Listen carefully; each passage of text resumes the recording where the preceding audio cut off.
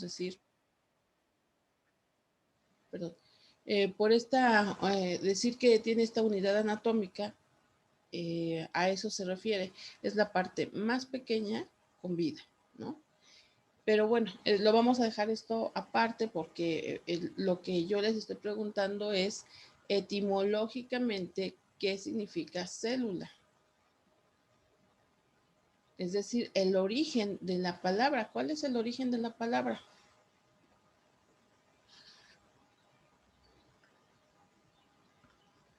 Brian, a ver, busca ahí en tus apuntes qué significa célula. No qué es una célula, sino qué significa célula.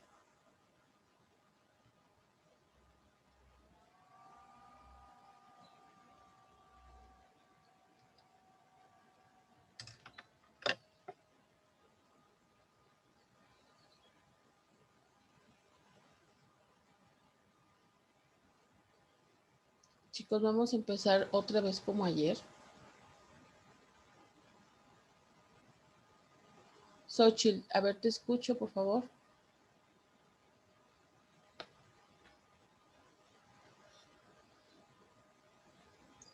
Bueno, según lo que me acuerdo yo es que Leeuwenhoek descubrió que estas células están compuestas por una serie de pequeñas estructuras y eran huecas y hexagonales. Le dio el nombre de células porque parecían celdillas, o sea, como los panales, pues. Exactamente. A ver, pongan atención.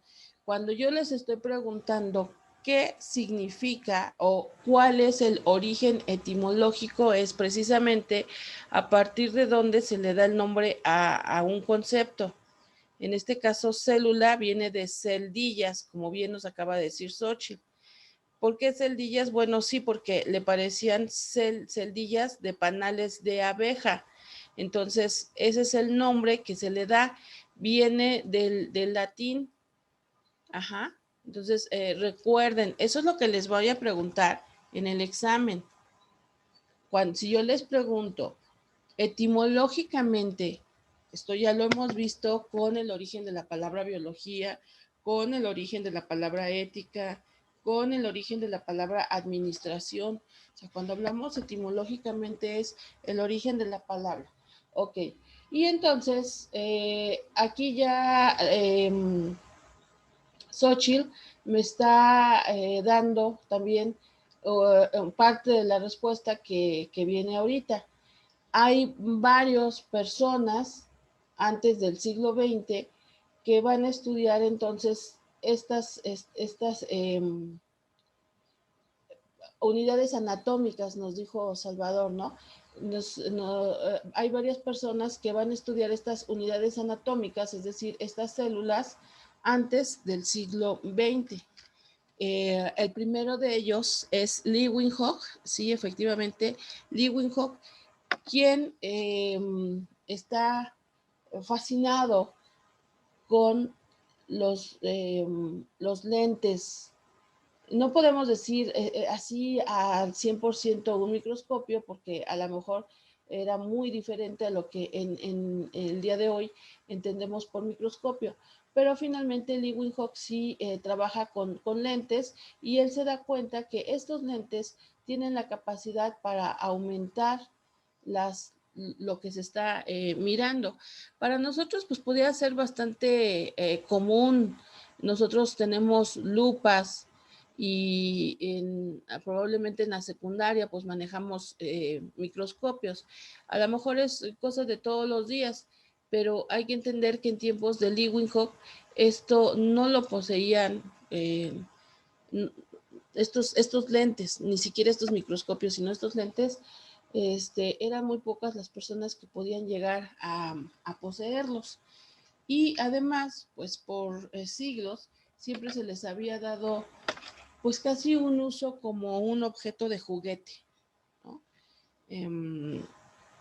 No era algo que se utilizara para la ciencia.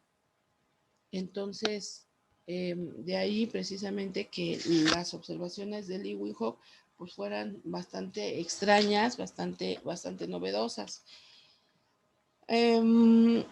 Ok, entonces vamos a decir, Leeuwenhoek va a ser el primero a lo mejor que empieza a estudiar estas partículas.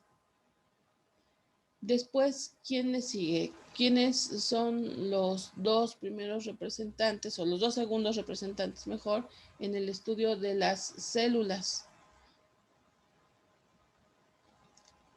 A ver, Esme, que ya tienes algunos minutos que ingresaste a la sesión. Leeuwenhoek es el primero. ¿Quién más?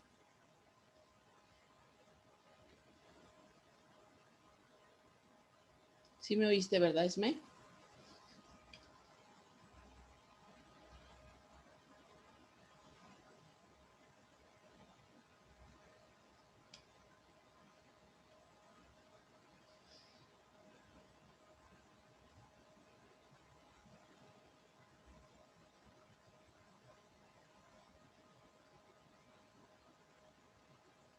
Esmeralda.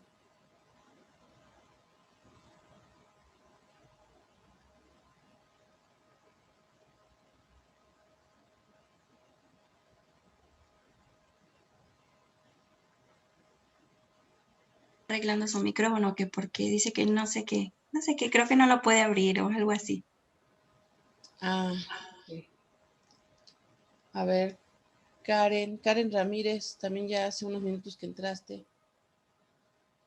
Después de Leeuwenhoek, ¿quién más hizo aportaciones a la idea de que estamos constituidos de células? Dos científicos en el siglo XIX, uno tras otro.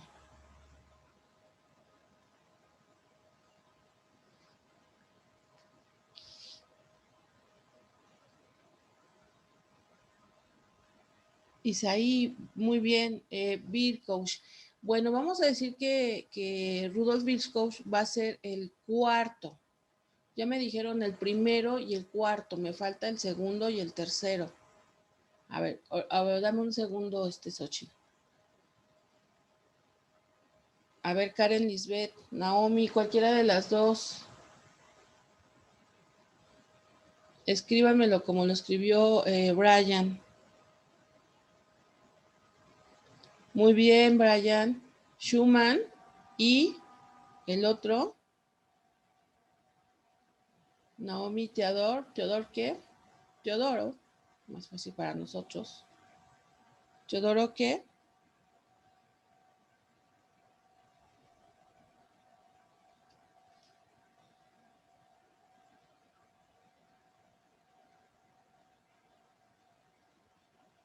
Schleiden, es Schumann y Schleiden. Ok. Schumann y Schleiden van a estar trabajando por separados, los dos son alemanes, precisamente utilizando microscopios. Se van a dar cuenta de que todas las células están constituidas, perdón, más bien dicho, uno se da cuenta que todas las plantas están constituidas por células. No importa qué parte de la planta tome, es decir, una hoja, un tallo, la raíz, no importa, no importa. Además, si es una planta como tal, un arbusto, o si es un árbol, finalmente, cuando ellos recogen todas estas muestras y hacen cortes y lo miran al microscopio, tienen el mismo resultado. Es decir, todo está configurado de estos unidades, ¿no? Decíamos, estas unidades. Y con los animales exactamente lo mismo. No importa si tomamos un tejido de muestra de piel, el tejido de la muestra de hígado o un tejido de la muestra de las uñas o de un pelo, absolutamente todo va a estar constituido de células. Y bueno, no importa el tipo de animal del que estemos hablando. Entonces, esto les lleva a ambos científicos a señalar que todos estamos constituidos de estas partículas, ¿no? De las células. Y con estos dos comentarios, pues ya tenemos, digamos, los elementos para comenzar a postular las teorías. Por ahí nos decía Brian, también las aportaciones que va a hacer Villkosh, ¿no? Aquí tenemos entonces Schleider, recuerden bien, ¿sale? Schleider nos van a decir que las células conforman las plantas. Entonces, Schleider nos habla de plantas. Y Schumann nos habla de animales. Todos los animales están constituidos de células. Y después, ya unos años después, el cuarto, decíamos, Villkosh, nos habla de que las células, él observa lo que vamos a ver en las siguientes clases, lo que es la mitosis, que es la partición de las células, que a partir de una célula se va a dividir en dos y esas células también a su vez se van a dividir cada una en dos y vamos a tener 4 y luego vamos a tener 8 y 16 y así se van a ir multiplicando o reproduciendo sucesivamente. De tal forma que entonces podemos llegar a esta conclusión que van a ser lo que se conoce como teoría celular. Estos son los 3 puntos más importantes de la teoría celular. Todos los organismos vivos, repito, todos los organismos vivos estamos compuestos de células, ¿no? Las células dice que tienen todas las reacciones de los seres vivos. Y bueno, aquí entonces vamos a regresarnos un poco a lo que es la primera unidad. ¿Cuáles son las características, cuáles son las actividades que tenemos los seres vivos y que precisamente nos van a diferenciar de los seres inertes? ¿Cómo yo sé que un ser es vivo o no lo es?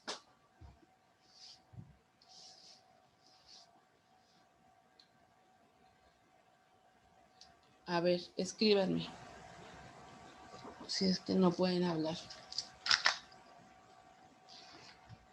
Porque yo podría decir que este sacapuntas es un ser inerte.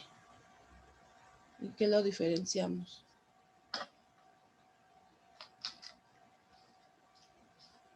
Porque yo sé que este pedazo de hoja en algún momento fue un ser vivo. ¿Cómo puedo yo saberlo?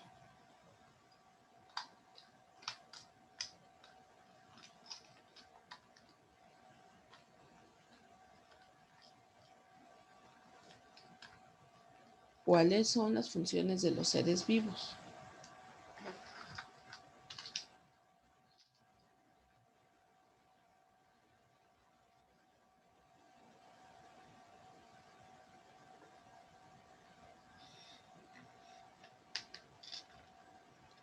Y como no es examen, lo pueden buscar en sus apuntes de la unidad pasada. ¿Ven por qué les digo que deben de tener todo en un solo cuaderno?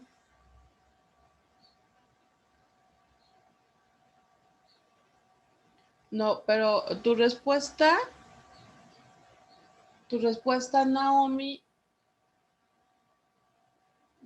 podríamos decir que es tautológica, es repetitivo. O sea, el sacapuntas no está vivo porque no es un ser vivo. No, estamos dando vueltas sobre lo mismo. Por eso yo quiero que ustedes me digan cuáles son las funciones de los seres vivos. ¿Cuáles son esas funciones que van a diferenciar a los seres vivos de los seres inertes?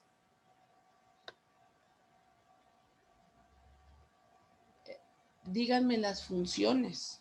Insisto, esto lo vimos en la primera unidad. ¿Cuáles son las funciones de los seres vivos?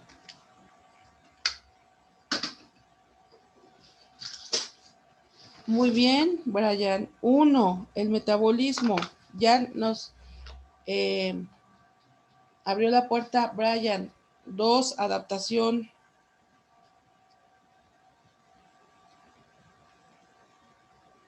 No me confundas. Yo no te estoy preguntando, Noemí, cuáles son las ciencias que se relacionan con la biología. No, yo estoy preguntando cuáles son las funciones de los seres vivos. Ya me dijo Brian, metabolismo. ¿Qué más? Adaptación.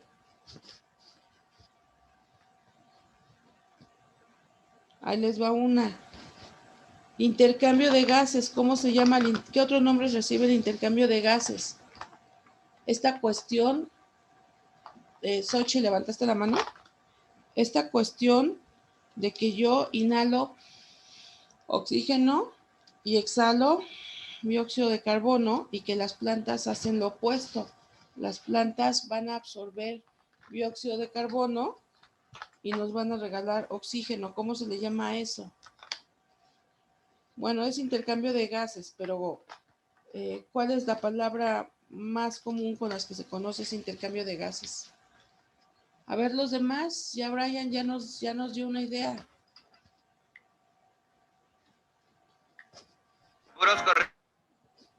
Mandé.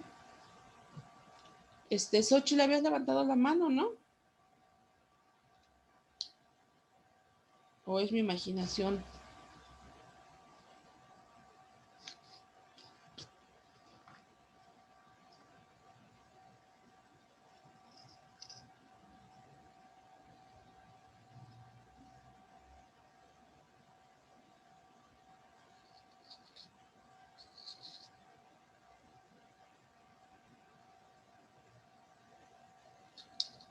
Respiración, nos dice Esmeralda. Bueno, ya tenemos, respiración o intercambio de gases. Chicos, si van a hacer examen a la universidad, esta es una de las posibles preguntas que se hace en el examen de selección. Intercambio de gases o respiración. Muy bien. ¿Qué más? ¿Qué más? Reproducción, claro. Los seres vivos nos reproducimos. Sacapuntas no va a tener sacapuntitas nunca. ¿Qué más? La hoja tampoco va a tener hojas, pero en algún momento formó parte de un árbol y los árboles sí tienen árboles. Esto es un derivado de petróleo, el petróleo no va a tener petróleo. Ya tenemos 4: adaptación, reproducción, respiración, metabolismo. ¿El crecimiento? Por supuesto, el crecimiento a partir de ingerir alimentos y se va a dar el metabolismo, viene el crecimiento. ¿Sale? Ok, entonces la célula tiene todas estas características. La célula se va a alimentar, esto lo vamos a ver en las siguientes clases, pero va a absorber partículas que le van a ayudar a realizar un metabolismo. La célula respira, la célula tiene intercambio de gases, ¿sí? Sí, la célula, lo acabamos de decir, por ahí, creo que también fue Brian quien nos anotó, la célula se va a partir y eso de que de una salgan 2 y de 2 tenga 4 y de 4 tenga 8 y de 8 16, etcétera, etcétera, eso es reproducción, ese es un tipo de reproducción celular, ¿no? Vamos a ver que hay 2 reproducciones celulares, pero bueno, eso lo vamos a dejar para más adelante, ¿sale? Ok, bueno, entonces ya tenemos aquí este punto que nos dice que las células tienen en su interior reacciones metabólicas y no solamente reacciones metabólicas, sino todas las demás actividades que tiene un ser vivo, ¿no? Y bueno, las células no llegan, las células que van a generar seres vivos no llegan nada más de por ahí, sino que estas células vienen de seres preexistentes. ¿Qué quiere decir esto? Pues básicamente que de una planta va a surgir una semilla para una planta y así vamos a pensar de un animal sexuado, pues vamos a tener óvulos o espermas que al unirse nos van a dar como resultado un descendiente del animal de los animales que estemos hablando. ¿A qué me refiero?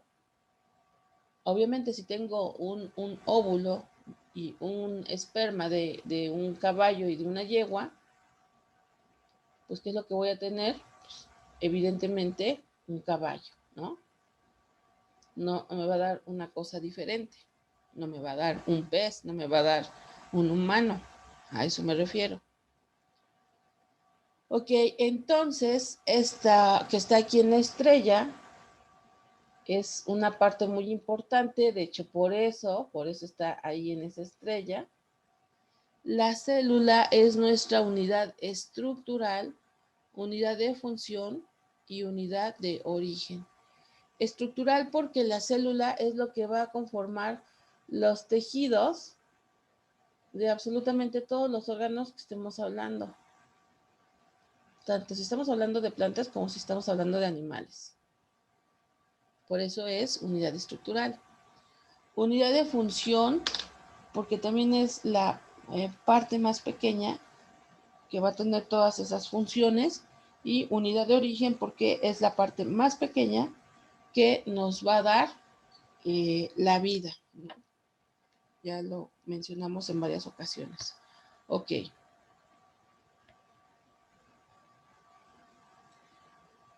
Células, hay muchas, de muchos tipos. Aquí simplemente tenemos células animales que vamos a poder encontrar en los animales. Los glóbulos, las células epiteliales, las células de los músculos, las células óseas, los espermatozoides, los óvulos y las neuronas, que como les decía en el video, vamos a estudiar acerca de las neuronas el próximo cuatrimestre cuando estemos en psicología.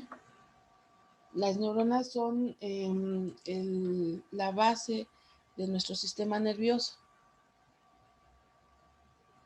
Entonces, esas las vamos a ver más adelante, ¿no?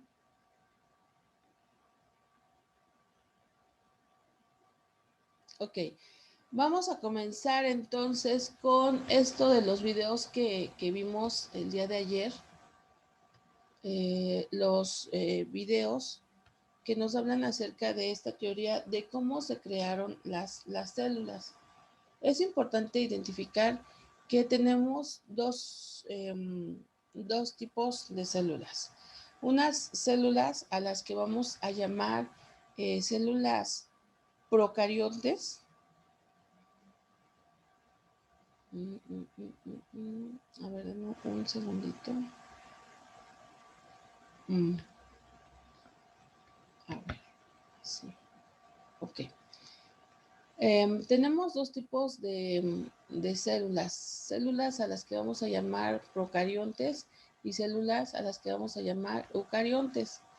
Bueno, en el caso de las células procariontes,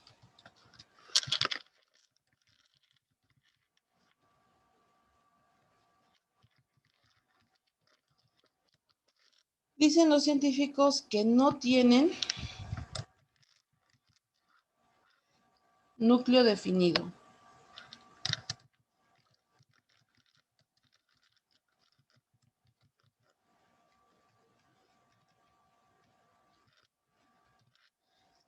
Cuando se les empieza a ver en el microscopio, se ven muchos organelos, pero en el centro no se ve absolutamente nada. Por mucho tiempo inclusive se decía que no tenían núcleo. No pueden no tener núcleo, entonces hoy en día se dice que no tienen un núcleo definido, no es muy claro. Se piensa que son el primer tipo de células que existió, por eso se llaman procariontes, es decir, antes de pro también significa lo anterior, lo primero. y que seguramente después empezó a haber una definición, es decir, se empezaron a hacer como más, pues tal vez perfecta sea la palabra, ¿no? Y entonces surgieron las células eucariontes, ¿sí? Estas células eucariontes vamos a decir que sí tienen núcleo definido, ¿sale? Entonces, este es el primer punto que nosotros necesitamos saber para entender esta teoría endosimbiótica. Bueno, ok. Espero que esto que acabo de anotar, también ustedes lo anoten en su cuaderno si es que no lo habían anotado. Creo que yo nada más lo verbalicé, pero bueno, ahorita ya lo tienen aquí para poder anotarlo. Entonces, a partir de esto, vamos a poder identificar esto que decíamos, la teoría endosimbiótica. A ver, vamos a ver, me gustaría que me dijeran así de una manera muy general o a grandes rasgos de qué nos habla la teoría endosimbiótica. ¿A qué se refiere eso?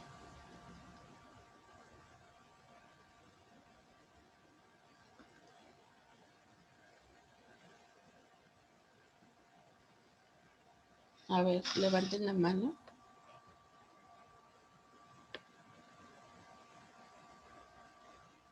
O escriban en el chat.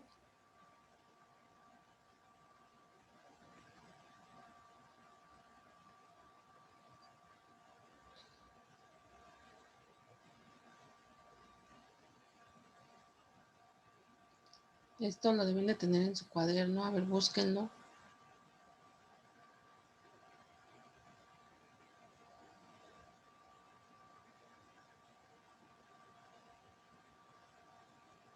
Maestra, Ajá. digo, A ver. es para explicar la complejidad estructural de las células. A ver. Es para explicar la qué. La complejidad de las Ajá. células. Muy bien. Es para explicar la complejidad de las células, exactamente. En un origen se piensa que las células eran excesivamente sencillas. Pero luego en algún momento esas células se fueron haciendo más elaboradas, se fueron haciendo más complejas. ¿Cómo? ¿Cómo se fueron haciendo más complejas? Bueno, empezamos a ver estos dos asuntos de que hay células, como decíamos hace ratito, en procariontes y hay células eucariontes. Entonces, ¿cómo surgen? Bueno, el primer punto nos dice en el video, en los dos videos, si no mal recuerdo, que las células procariontes fueron fagocitadas. ¿Escucharon esto que decía el video? Que las células fueron fagocitadas. Les iba a poner varias palabras que utilizan ahí en el video y que no son palabras comunes, se me olvidó. A ver, busquen en el diccionario, por favor, qué quiere decir fagocitar.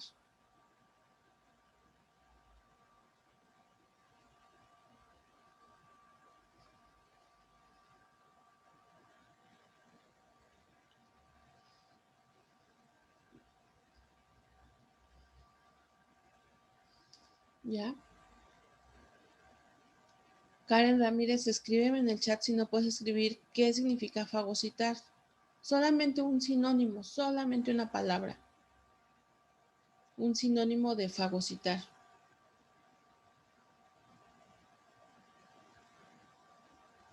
Te espero, Karen.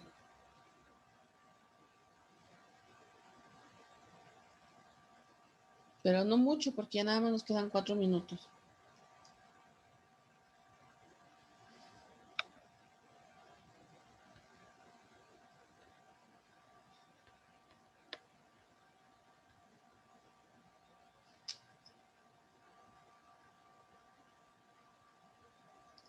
Y bueno, mientras Karen nos escribe que es fagocitar, Alexis, ¿quién postula esta teoría de la endosimbiosis?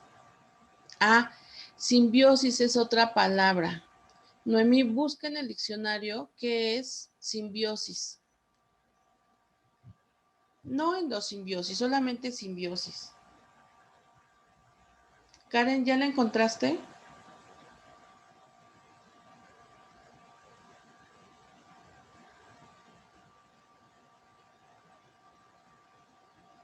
Alexis, ¿ya encontraste qué es simbiosis?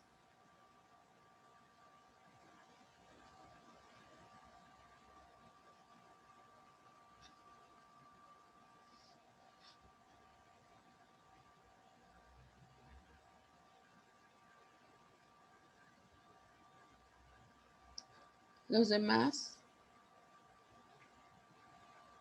Jera, a ver, te escucho. O te leo. Maestra, Mande. ¿Te escucho?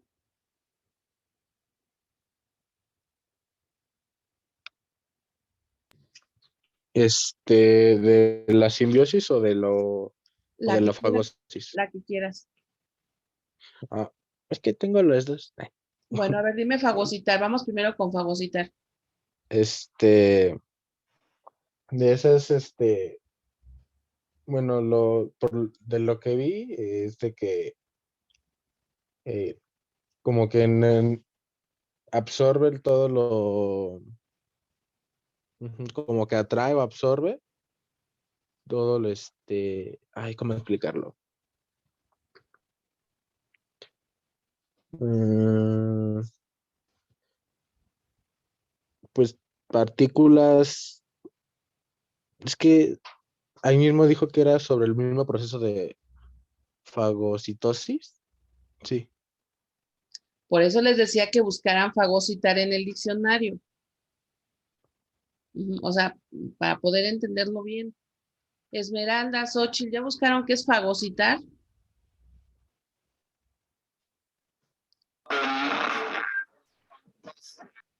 Salvador.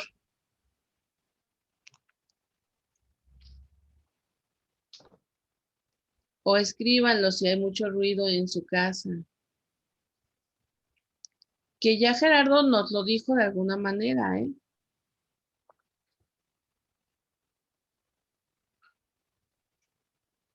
Digerir, ok. Fagocitar es comer. Y bueno, en este proceso de comer, digerir, por eso Gera dice, bueno, yo escuché que decía que absorbían, sí, por supuesto. Estas células, tuvieron esa capacidad de comerse, vamos a decir así, otras células. Ahora, aunque aquí hay una cuestión importante.